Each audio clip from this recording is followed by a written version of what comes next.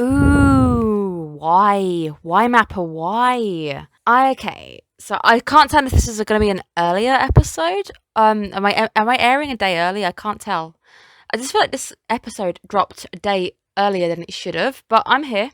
Initial top of my head is the pacing is questionable. So this episode dropped a few bombshells that I didn't think would occur until way later. So I'll talk about it more when we get there. I've tried my hardest to try narrowing down my notes time because I didn't want to overrun as much as I have been. So I've got 5 pages this time, and I'm going to try and summarize at places instead of trying pouring out all the information that you guys have already seen. So we're going to try and review what we've seen and try and patch things together. So I'm going to try and fill some gaps in, but again, I'm trying not to be too spoilery, even though this episode's made it really hard not to. Let's go for it. Let's try and the first half of the episode I can talk about easily. So we get straight into it. We're back at this standoff between Lucien and Gavin. And we see Gavin's bullet actually break through Lucien's shield and go whizzing past Lucien. This is actually intentional. I was confused last episode because I didn't remember Gavin standing off against Lucien.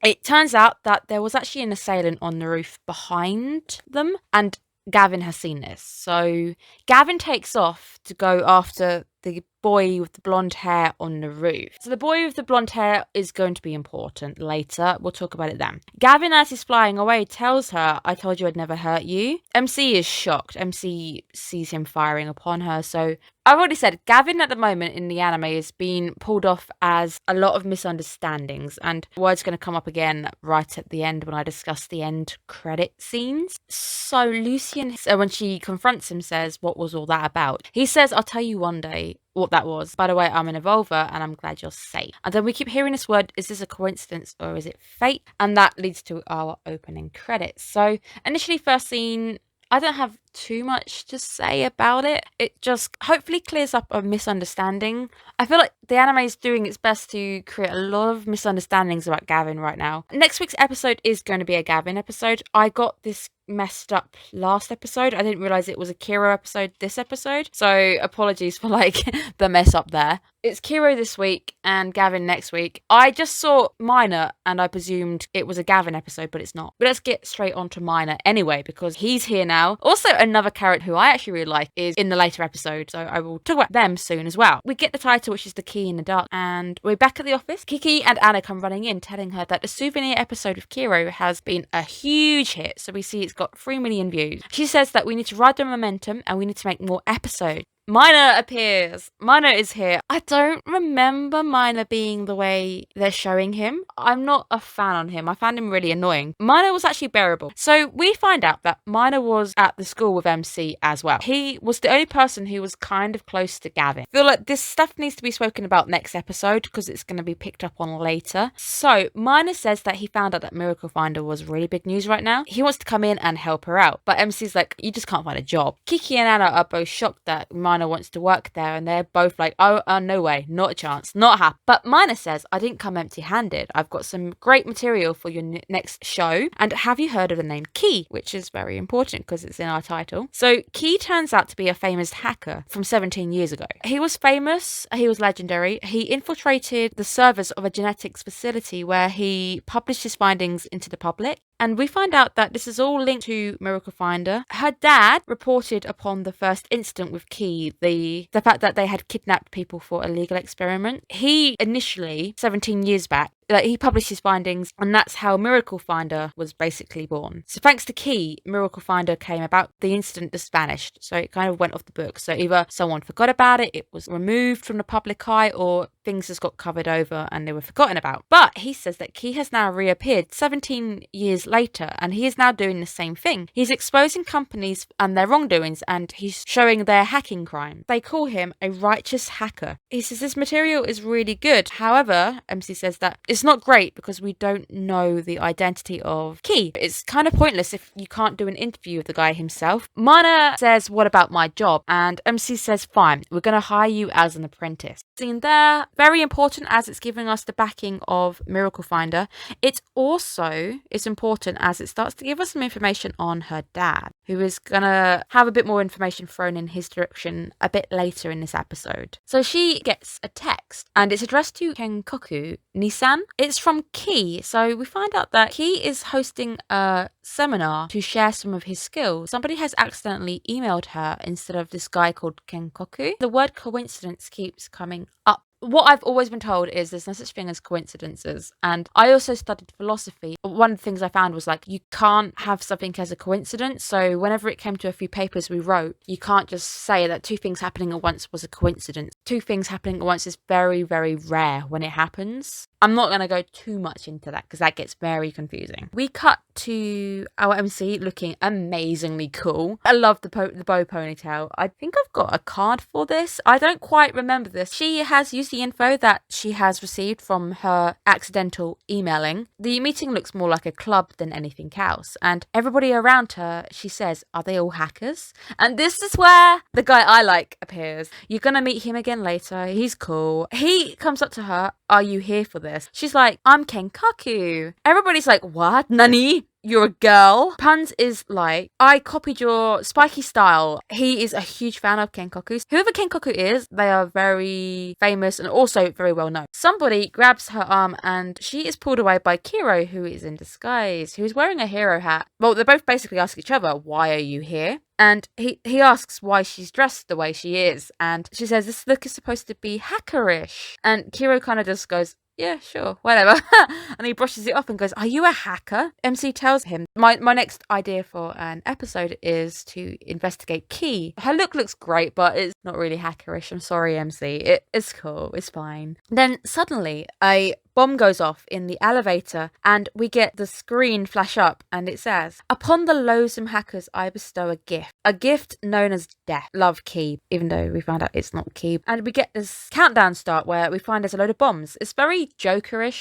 I'm filming this so much later than I normally would, so I'm hoping that this is going to come across as relatively coherent. So the bombs are counting down and everybody is trapped and starting to panic. And we find out that like the doors are locked and no one can get out. So Kiro jumps on stage and he says that we need to stay calm, do not panic. And he says that the bomb is probably going to be wireless. So we need to hack in and try and deactivate it by cancelling out the command. All the hackers then pull out their devices and start to do what the hackers are supposed to do. By this point, it should be obvious that Kiro is a hacker. Also, I've just put Kiro in glasses, looks great. So the bomb in Hollywood fashion stops at 0000.1. Cool, it's fine, I guess. The handling of this section just bugged me a little bit, but I'll get to it. Hero of Justice. So we're going to hear Kiro try to be the hero of justice. She falls down a trapdoor, Kiro following, which, as I've put here, is a bit of an ironic placement, as it seemed to be quite tiny, and she happened to be in the precise moment. And when she comes to, MC is safe with Kiro. They're close, and she apologizes for being close to him. And Kiro says that it wasn't Key who was responsible for the bomb or the trap. And then he reveals, because I'm Key. Well, I'm the second generation of Key. So the Key 17 years ago vanished. So that was Kiro's master, or like his sensei, essentially. Kiro decided to take up his ID. Key is supposed to just be itself. It could be anybody, but Key is somebody who represents justice. So Key stands for doing the right thing. So anybody basically can pick up the mantle of Key. I guess in a sense, like if you have Batman stands for a hero of justice. So anybody could be in the suit. What he stands for is what makes Batman Batman. So Kiro says that they need to find a way out of it, and he managed to get a blueprint almost of the building whilst they were hacking earlier. He then just says, I'm an evolver, but we knew this last episode. So Victor said last episode that Kiro may not be aware of it. We find out this episode that Kiro is actually aware of the fact that he's an evolver. So we find out a little bit about Kiro's evolver powers, which the idea of being captivating or a charm. So people are just naturally drawn to Kiro, which is great for an idol because you naturally need to be good at drawing people in. So we find out that the whole seminar ploy was actually a trap to lure Key out. Well, he says it was a trap to lure Key out, but a little bit later we find out it wasn't just Kiro we were trying to lure out. He says that he basically just wanted to find out more about who was luring him out. But he does apologise because he says, I've got you mixed up in the process. I'm so sorry. Which does make me think that maybe Kiro was the one who actually accidentally sent that email her direction. But it's not quite clear, and my memory is not doing me the best favours right now, and I don't quite remember if it was Kiro. So we get to the point when they're trying to make their escape. The building they're in is really high tech, and it's getting to a point where I need to talk about something, but I'm going to try and push it back as far as I can before I talk about it. So I'm just trying to get all of the easy stuff out the way, and then I'll talk about the stuff that's a little bit harder to talk about. So MC is climbing the ladder behind Kira, and she says, I don't want to be a burden to you. But literally as she says that, the ladder breaks away and Kiro grabs her and he manages to like wreck his arm at the same time. She's really sad. Just as soon as I was trying not to be a burden, I managed to get him hurt and I've slowed him down. Kiro can see that she's bothered by it and he gives her a green apple candy. Well, magic candy. And he says that green apple is his favourite flavour, and it's kind of an attempt to cheer her up. It's kind of like he can see that she's bothered by being a burden, and you get this a lot with MC. MC in the anime and also in the game is shown as being clumsy, but at the sense that she herself is aware of it. She feels really bad or not being able to kind of do things.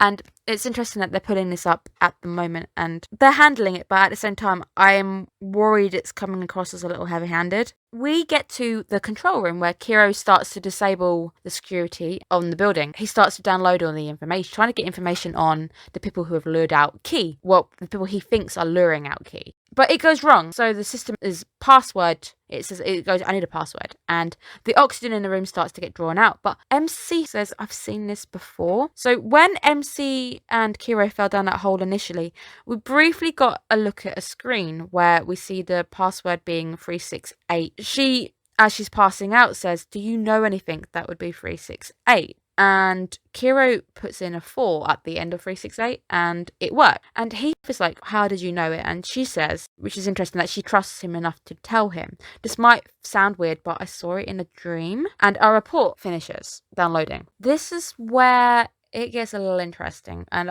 I'm gonna try to not be spoilery, but I need to say some stuff so this makes sense as well. So it makes sense for the people who it won't quite make sense to. We find out that there's a picture of her dad in these files, and it says that the target has learnt the secret of the organisation and the evolvers. The organisation is Black Swan. I feel like this is pretty obvious by this point, so I have to just say, when we hear the word organisation, it is Black Swan who is the organisation. They said that the target was eliminated, which sends MC into a bit of a trauma now. So we find out that her dad is dead. She wasn't aware that he was killed or eliminated in this sense. We get the first of the flashback where MC last episode told us she was kidnapped as a child, and we can see somebody banging on a door. Somebody in the same place as her has been given a teddy bear by a boy in yellow, which turns out to be Kiro. MC starts to have this trauma as she starts to getting these painful memories. She passes out. Kiro says it seems that Key was not actually the target, she was. And we see some more pictures in these files of her laying next to somebody who's got a wristband of 3684, which is Kiro. And Kiro says, you saved me that day by giving me strength in the dark. Gonna stop for a moment and we need to pull out some information. I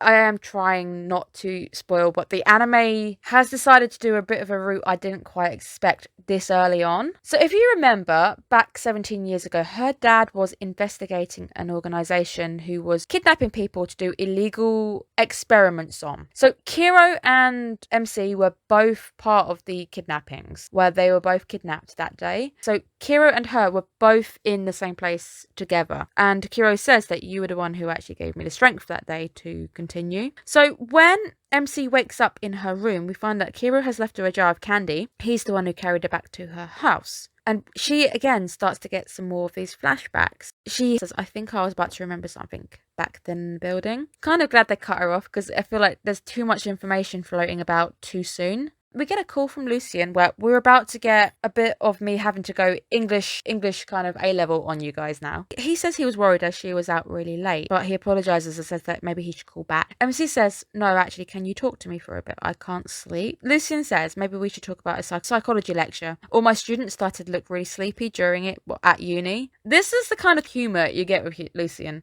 It is his way of trying to be humorous. She says, can we have something less complicated? It's actually him trying to be humorous. So in a sense, I think he can tell that something is up. So Lucian says, how about we have my favourite fairy tale instead? This fairy tale I'm going to break down and try and we'll go into a bit of explanation because there's no flowers in this episode, but I'm glad that you guys like the flower breakdown. So once upon a time there was a lone painter who lived in a castle. He would only paint in black and white because to him the world was black and white. But one day a beautiful purple butterfly appeared, and every day he starts to paint this butterfly. He then becomes very worried that the butterfly is going to vanish one day. So he starts to think, if I catch this butterfly, I can keep it with me forever. The painter himself was afraid that one day he would lose the butterfly. MC says that if I would have chosen differently. The butterfly didn't want to lose its freedom of the sky and its ability to spread its wings, so I would have chased after the butterfly instead, and I wouldn't look away from a future that would be lost to me. I would keep moving on, or you're going to lose sight of what truly matters. And that's when she falls asleep and we get this gorgeous picture of the sky. And once asleep, MC's like,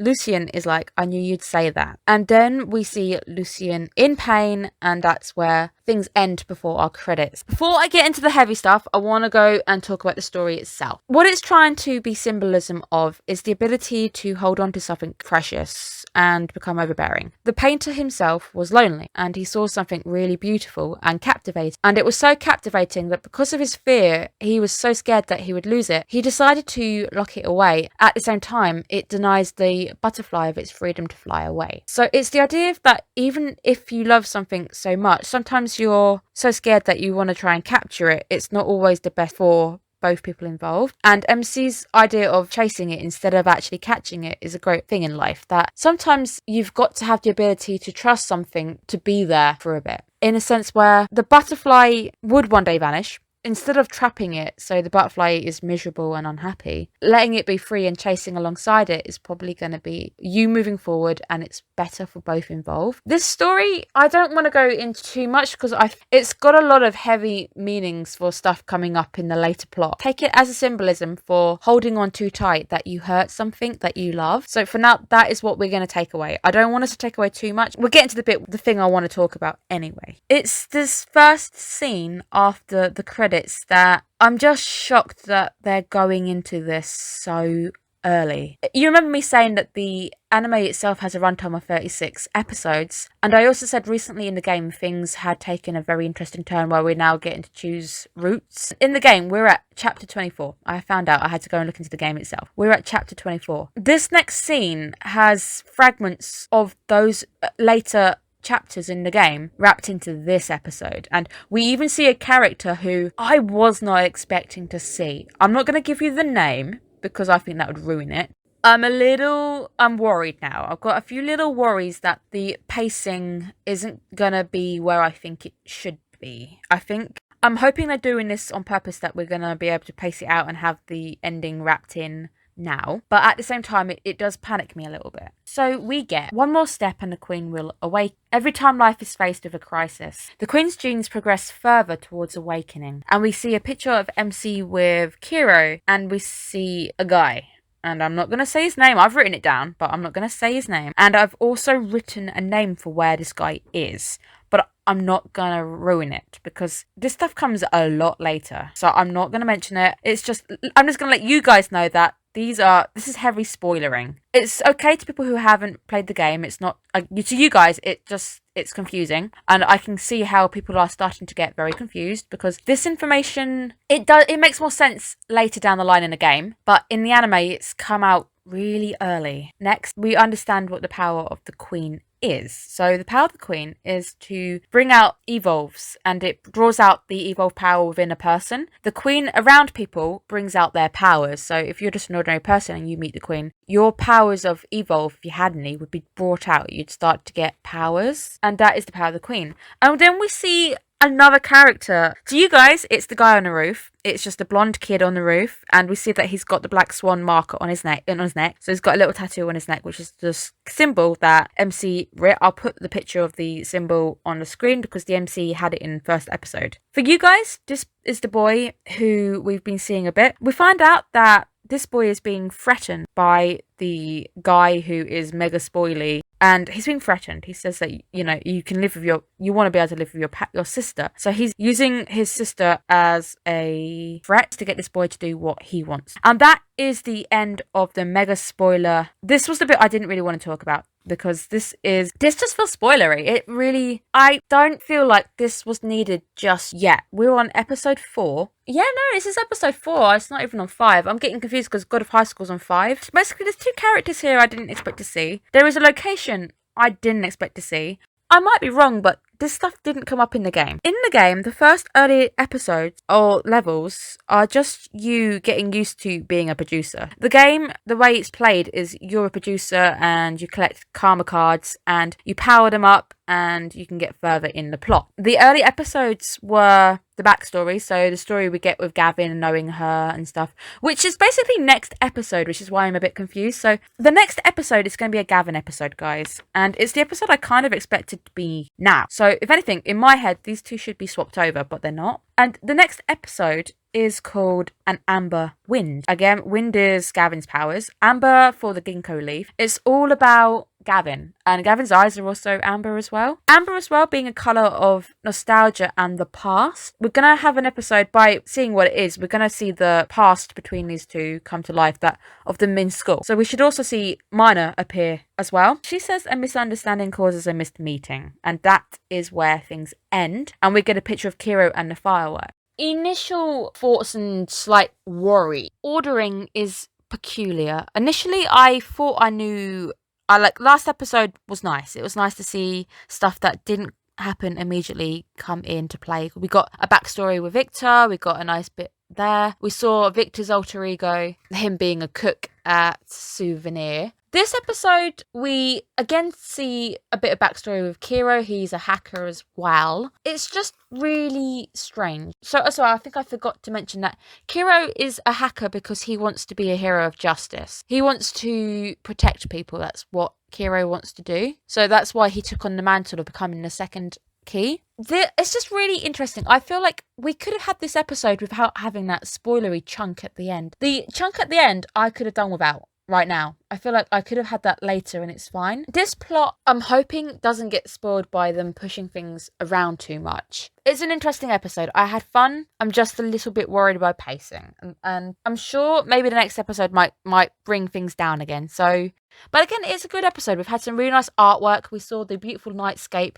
The story as well is really, really nice. And with Lucian in game as well, he does tell you quite a few fairy stories. So fairy tales are a thing with Lucian, which is quite nice. Lucian being in pain at the end is very important, so put a little sticky note by that. That's important. So it's been an interesting episode. Also, I do think I'm a day early doing it, which is strange but fair. I hope you guys enjoy the more speeded up content I've done. So I've tried to be a bit more speedy about things. I'm trying to aim for smaller episodes. So the last episode of God of High School was 40 minutes long, and initially it's just long. I'm trying to cut the content down a bit so we get to talk about the meat itself. It's been an interesting episode. I hope you guys are having a good week and you are staying safe. I will hopefully see you guys. So if you're following me for God of High School, the next episode should be out Monday, and the next episode of Koi to Producer Mr. Love should hopefully be out Thursday, unless it goes